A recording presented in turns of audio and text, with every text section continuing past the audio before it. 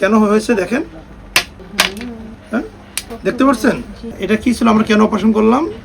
এই যে আজকে সবার পাথরগুলো বড় বড় ফুটবলের মতো করে রেখেছে। হ্যাঁ এই তার এরপর আবার অনেক বেশি পাথর আছে। এই যে এরও একটা অপারেশন, এর পাথরটা বেশ বড় আছে। এইমাত্র আলহামদুলিল্লাহ আমি 5 জন রোগীর পিত্তথলির পাথরের ল্যাপারোস্কোপিক সার্জারি শেষ করলাম। আপনারা সেই রোগীর কি অবস্থা আছে বা অপারেশনের সময় আমি কি পেয়েছি সেটি শোনার জন্য আসছেন। আবার অপারেশনই খুবই সুন্দরভাবে নিখুঁতভাবে শেষ হয়েছে। বিশেষ করে একটা অপারেশন তো অত্যন্ত জটিল ছিল, যে অপু নামের রোগী, যার 3 দিন ধরে জ্বর, আজকে ভোরে সকালবেলা এসে হসপিটালে ভর্তি হয়, আজকে রাতে অপারেশন করা হতো, দেখুন রাত্রে 1টা বাজে। যাই হোক, বাকি যে 4 জন তাদের পিত্তথলিতে শুধুমাত্র পাথর দিয়ে পেইন ছিল বা কোরিক পলিসিস্টাইটিস, আর এইটা একটু ডিফারেন্ট, এটা একুট ইনফেকশন, একুট ইনফ্লামেশন ছিল।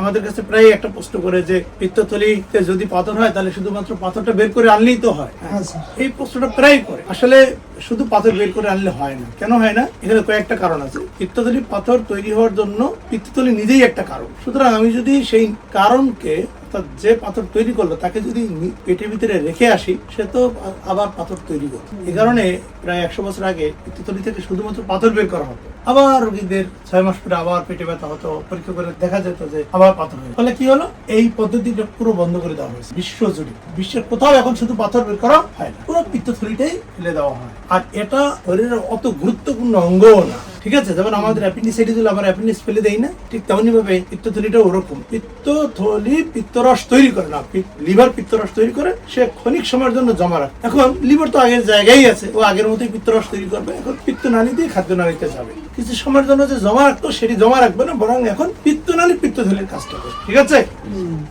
যেটি বলছিলাম, অপারেশন যে করলাম 6 ঘন্টা পরে প্রত্যেক রোগী মুখে একটু একটু করে খাওয়া শুরু করবে। প্রথমে নর্মাল স্যালাইন, একটু পানি, ডাবের পানি, তারপরে একটু স্যুপ, তারপরে আগের মতো খাবার খাওয়া শুরু করবে। যেটা তারপরেও আমরা বলি আগামী 7 দিন অতিরিক্ত তৈলাক্ত খাবার, যেমন খাসির মাংস, গরুর মাংস, পোলাও, কোরমা, বিরিয়ানি, তেহরি, ডিমের কুসুম, অতিরিক্ত ঘি ডালডা দিয়ে তৈরি করা খাবার 7 দিন বর্জন করা বেটার।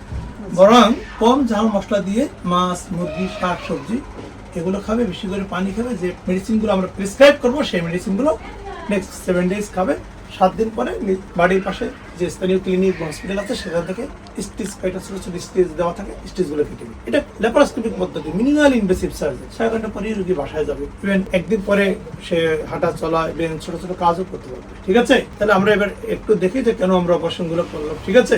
প্রথমে আমরা অপু রোগীর যে দেখেন, একটা পিত্তথলি ওয়াল খুবই পাতলা, পাতলা মানে কি 2 মিলিমিটার, অর্থাৎ 2 জন মানুষের মাঝখানে যদি একটা পিত্তথলি রাখা হয়, একজন মানুষ আরেকজনকে দেখতে পারবে। অপরূপী দেখেন এই ওয়ালটা কি পরিমাণ মোটা হয়ে গেছে। আর আপনারা বেশি কিছু দেখতে পারবেন না, কারণ হলো এটা এত বড় ছিল। আমি প্রথমে পুজটা বের করে ফেলেছি অ্যাসপিরেশন করে, আর নাহলে এই থলিটা ছিদ্র দিয়ে বের করা সম্ভব ছিল না। কথা ক্লিয়ার? সাধারণত যে কোনো পিত্তথলি কাটলেই প্রথমে পিত্ত রস বেরোবে। কি বেরোবে? হলুদ কালারের পানি।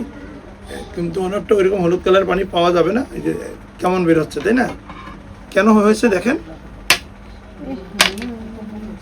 হ্যাঁ দেখতে পাচ্ছেন? এইগুলো নিয়ে উনি ছিল, তাই না? তাহলে আগেই অপারেশন করে নেওয়া উচিত ছিল, তাই না? এবার আমরা একটু শারমিন পেশেন্টের পিত্তথলিটা একটু ওপেন করবো। আচ্ছা, আপনি রোগীর কি সমস্যা ছিল? শারমিন রোগীর কি সমস্যা ছিল?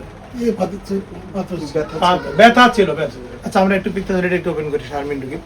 এই যে দেখবেন, এইটা আবার দেখবেন যে ওইরকম ব্লাড বা পুজ বের হবে না, পিত্ত রস বের হবে। কি বের হবে? এই যে হলুদ কালারের পানি বের হবে, এটাই স্বাভাবিক, ঠিক আছে? এটা কি ছিল, আমরা কেন অপারেশন করলাম? এই যে সবগুলো বড় বড় পাথর, তাই না? হ্যাঁ, অনেক সময় ছোট ছোট স্টোনও থাকে।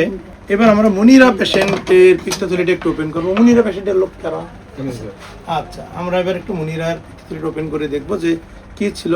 হ্যাঁ, আমরা আসলে অপারেশন করার সময় কিন্তু দেখতে পারি না ভিতরে কয়টা পাথর বা কি আছে। এটা যারা প্রথমে আল্ট্রাসাউন্ড বা সিটি স্ক্যান করে তারা দেখেন, বা পরবর্তীতে আমরা সেই সিটি বা আল্ট্রার রিপোর্ট দেখি। আবার অপারেশনের পরে আমি যখন এই এখন কাটছি আপনাদের সামনে, এখন আমি দেখতে পাচ্ছি, ঠিক আছে? তাহলে আমরা মুনিরা রোগীর দেখছি যে ওনার কি ছিল। আজকে সবার পাথরগুলো বড় বড় ফুটবলের মতো করে রেখেছে। হ্যাঁ, তাই না? যে এবার হাবিবা পেশেন্টের ভিতরে এই এর আবার পাথর ছোট পাওয়া গেল, তাই না? দেখছেন নাকি? এই তার এরপর আবার অনেক বেশি পাথর আছে, তাই না? হ্যাঁ, অপারেশন করা লাগছে, সমস্যা ছিল ছবি তুলে নিয়ে। হ্যাঁ, এই যে পিত্তর আর বের হচ্ছে, তাই না? তাহলে কেন? এই যে এরও একটা অপারেশন, এর পাথরটা বেশ বড় আছে। আলহামদুলিল্লাহ প্রত্যেকের অপারেশন খুবই সুন্দরভাবে শেষ হয়েছে। ঠিক আছে, আপনাদের অসংখ্য ধন্যবাদ অপারেশনের বিষয়ে শোনার জন্য এবং অপারেশনে আমরা কি পেয়েছি প্রত্যেকটা কথা বলেছি। হ্যাঁ, সবই ঠিক আছে। জি, আর কোনো সমস্যা নেই। অপারেশন শেষ, কিচ্ছু করা যাবে না। পুত সহ যে সমস্যা বের করে ফেলছি, সমস্যা সমাধান, এটা বের করে ফেললেই সমাধান। হ্যাঁ, ফোড়া পুত পচে যাওয়া আপনি যখন সেটা বের করে ফেলবেন সমস্যার সমাধান।